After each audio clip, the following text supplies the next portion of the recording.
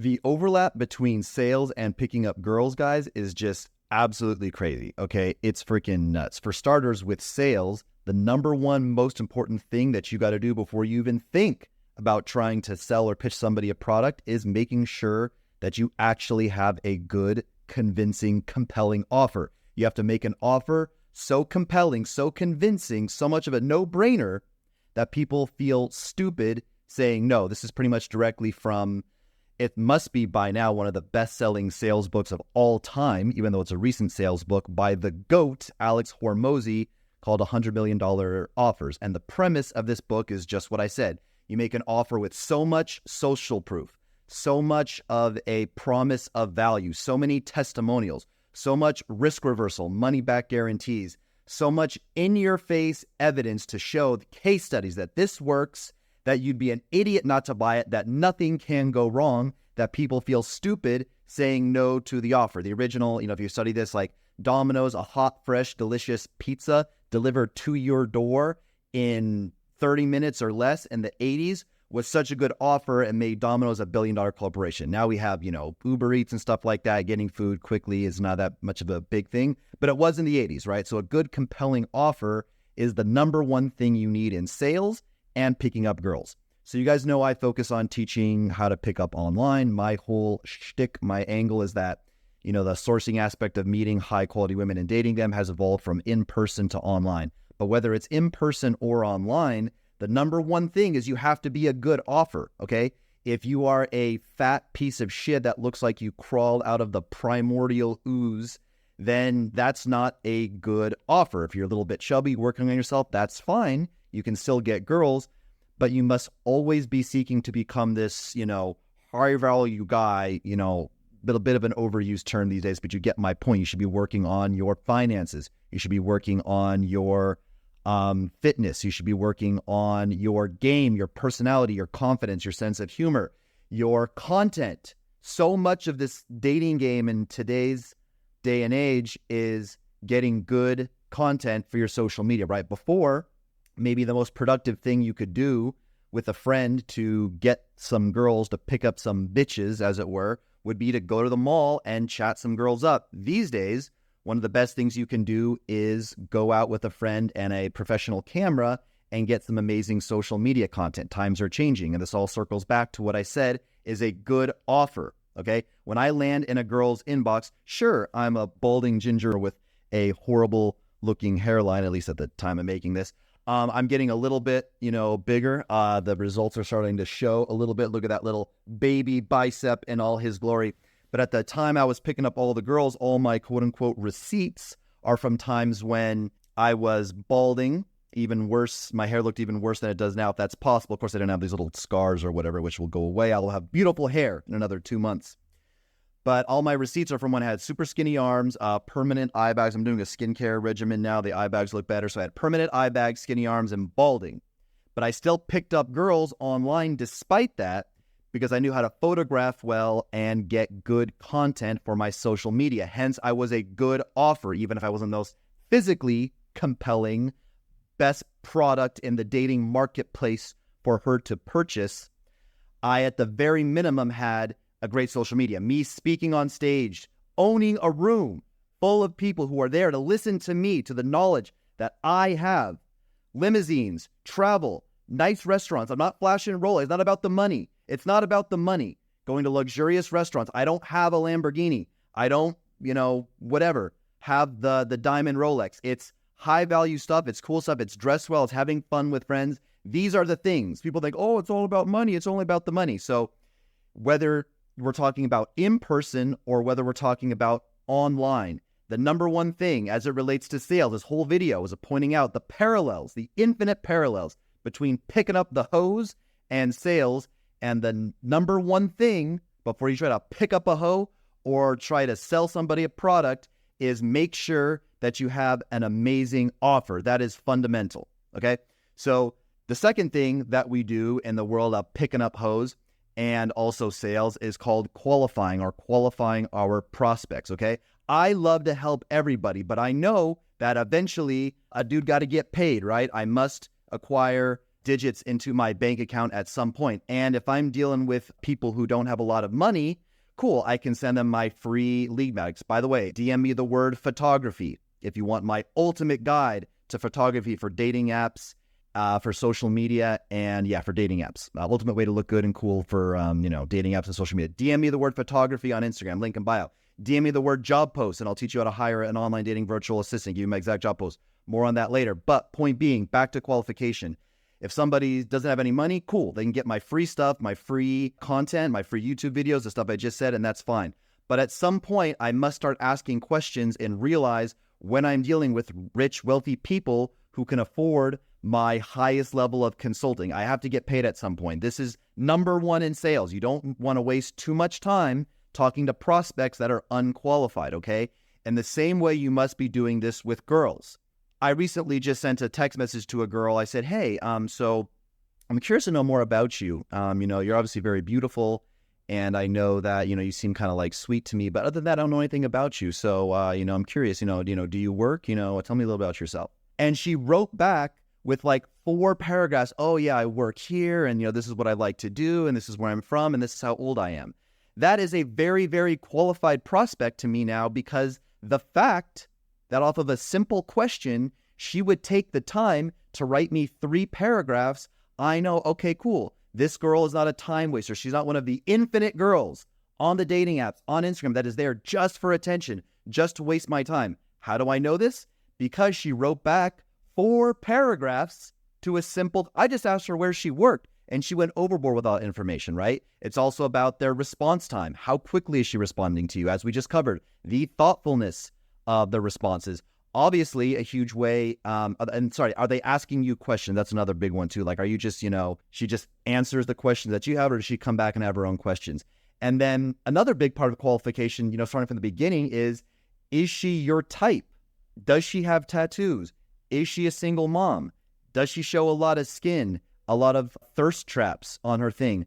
Those are things that, for me, at least from where I'm sitting, that gets you immediately disqualified. So qualification comes into part where, from starting like demographically and physically, is she your type? And you want to quickly screen out, okay, does she have an OnlyFans link in bio? Is she a single mom, etc., all these things. And then also you have to know which girls, like I just said, are a waste of time based on response time, thoughtfulness of responses. Is she asking you questions? And then I like to give girls a little compliance test. I might say, hey, I'm at the gym, snap a selfie. I might ask her to send me a selfie. If she won't comply with that little request of sending me a selfie, she's probably just a waste of time. And I don't care who you are. I text for myself. I text for millionaire clients. I text for Myron Gaines from the Fresh and Fit podcast. He actually outsources 100% of the sourcing of his dating life. I mean, he meets some girls in person, but at least the online aspect of it, he outsources it to me. We do Hinge and Bumble for him. And I basically pretend to be him online. So whether I'm Myron Gaines, whether I'm doing this for me, a few other millionaire clients that I handle that I personally do their texting, most girls on your matches will just ghost you, okay? It's not always your fault. Your text game doesn't always suck. A lot of girls will just give one-word responses, put no effort. You need to eliminate. You need to screen out these girls just like bad prospects, just like a sales guy would do. You need to screen these girls out and only focus time on the qualified prospects, okay? The next thing about how pickup relates to sales is the opener and closer model, okay? Or like appointment setter and closer model. Big sales organizations, what they will typically do is they will have a person in a third world country working very cheap, doing the cold calling, doing cold emailing, or doing something at kind of a low level, just scanning the world for prospects. And if they get any interest, they immediately transfer that person to a more qualified closer who's more familiar with the product, who can sell better, be more persuasive, etc. You can do the exact same thing with the setter-closer model in dating. Like I said before, I hire online dating virtual assistants. They know exactly what girls I like. They know exactly where to find them. And they can even get into messaging them a little bit, okay? That's a bit more of an advanced thing, outsourcing the actual messaging. But certainly the sourcing aspect, guys, did you know that these girls who put their Instagram link in their bio on Tinder, Bumble, Hinge, whatever, they're not all just OnlyFans girls or just whatever trying to grow their followers. A lot of these girls, they make the app they still appear in the algorithm. They haven't opened it in a while. When they do open it, they don't do a lot of swiping. Your like is like really far down in the stack. They're not going to match with you because they just don't open the app that much. But if you took the time to, type in their profile from their bio and message them on Instagram, 5, 10, 15, as high as 20% of these girls will immediately follow you back and be very receptive to talking to you on Instagram, even if they wouldn't match with you on the app. Yet, who has the time to do that? Do you have the time to do that? Do you? Some of you guys, all different ranges. Some of you guys are completely broke. Some of you guys are high-level entrepreneurs. For you guys that are more professional, high-level entrepreneurs watching this channel, do you have time to do Hinge for 30 minutes, Bumble for 30 minutes, Tinder for 30 minutes, find the profiles, add them on Instagram, or just search directly from Instagram, find hot girls in the area that aren't on dating apps to begin with? So going directly to Instagram and finding hot women and, contacting 10 to 20 a day, playing a massive numbers game. That is the key, by the way. It is all a massive number of games, as it is with sales. You guys know that if you start doing cold email, if you go down the rabbit hole of like doing cold email, fantastic lead generation strategy. If you go down the rabbit hole of doing cold email, you're expected, any coach or mentor in a digital course or a program, you would be expected to send 500 to 1,000 cold emails to your prospects every single day. Every day. It is a numbers game. If you email 50 chiropractors for your chiropractic marketing agency, you're not going to get any clients. You have to email 50 an hour, 500 a day, 1,000 a day. So this is a numbers game. As I said before, why would a 10 think that a middle-aged, balding ginger with skinny arms is an attractive guy? Yet you do enough volume and you get there. And like I said, it's the opener and appointment setter and closer model, right? I have people doing this at the low level that then, when the girls are qualified, they bring them to me. Okay, so massive thing. By the way, DM me the word job post and I will send you my exact job post that I use to hire these people. The only thing that you can ever get back in this life is your time. You can kind of get back health. If you get overweight, you can certainly recoup and lose money, but your time is the most important thing. And these people are $5 an hour, and it will absolutely change your life. Okay, if you, again, look at the description of this video, find my Instagram, DM me the word job post. I will give you my job post for free, and there's also instructions in there. You don't need to pay me, of course, if you want to get the absolute best training and optimize even more, and you have a little bit of extra cash. I won't say no to your money, but I'm here to, my free stuff is not like, here's like the shitty PDF that you opted in for that leaves a bunch of holes. Like, no, you don't have to pay me. This is not a sales pitch. Just take my job post, go to Upwork, offer $5 an hour. The document I'll send you not only has the job post, it has the basic instructions for him to get started, and you don't even need to pay me. Just do it. Just get some girls, get some hoes. Okay. The last parallel between sales and picking up the hoes that I want to talk about is persuasion, mouthpiece, understanding specific objections, which helps in person and online, of course. So this is something that a good friend of mine, another pickup artist dating coach, Todd V, that I actually taught him, that he stole from me and now teaches to his other students, which is fine. I've stolen a lot from him. I've learned more from him than he's learned from me, okay? So I love Todd. When we were living in Vegas together, this is back in 2013, and picking up girls every night, we would notice that in Las Vegas, a lot of these girls would be easy to get attraction, easy to get, these flash makeouts, these quick makeouts with girls. And, that was super cool. But a lot of the time it was actually hard to pull them. You can get attraction easily, you can turn things sexual easily, but to get them from the venue, from XS nightclub to your house, even though we lived a block away, could be a big commitment to the girls, right? We were like getting a lot of makeouts, getting a lot of blue balls. And then I said one day, I think the only specific objection that they have is that we're like a murderer sociopath and they just don't trust us. It's not an attraction thing. It's just a big commitment to leave the club with the guys. So I said, hey, girl that I'm talking to, I think I get it, right? I think we have really good chemistry. We're obviously connecting very well. But I think just like, you probably just think I'm like a rapist or something, like something bad could happen if you leave with me. So how about this? Here's my ID. This is a current ID. That the address that's on my ID is actually the same address where I currently live. Take a picture of my ID and send it to a couple of your girlfriends so you know exactly who I am. Your girlfriends know exactly where you are. It's the same address on my ID is where I'm going to take you. And then, I can't do anything bad to you because then I'll go to jail. Like, you know exactly who I am and da-da-da-da-da.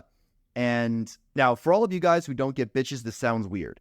For all of you guys who don't get any bitches, this sounds really weird being this logical with a girl in a nightclub, but it works. You would not believe how many times I had this girl kissing me. She's like, bro, like, I'm attracted to you. I'm kissing you, but just like, no matter what, like, I'm just not leaving with you. It's not going to happen.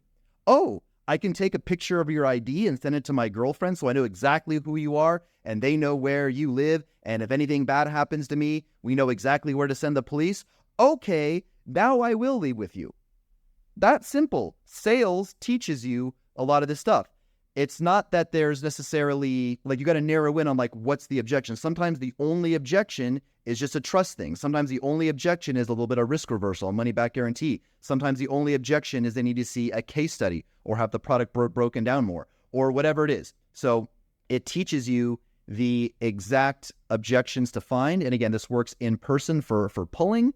It works online. Maybe the girl has this, some objection about, why she would or wouldn't want to meet you. It could be as simple as a passport, bro. She's not sure if you speak the language. And if you just sent more voice notes in Spanish or Portuguese or whatever language that they're in, it would handle that objection. She goes, oh, great. It's not going to be an awkward Google Translator day. This guy at least speaks the basics of the same language. And now you send a few audio messages and boom, your flake rate goes down a lot because you're handling that specific objection, right? So a lot of parallels, guys. Follow me on Instagram, RedbeardRants1. I give a lot more dating advice there than I do on Instagram. I go even deeper, and that's all for today. Peace.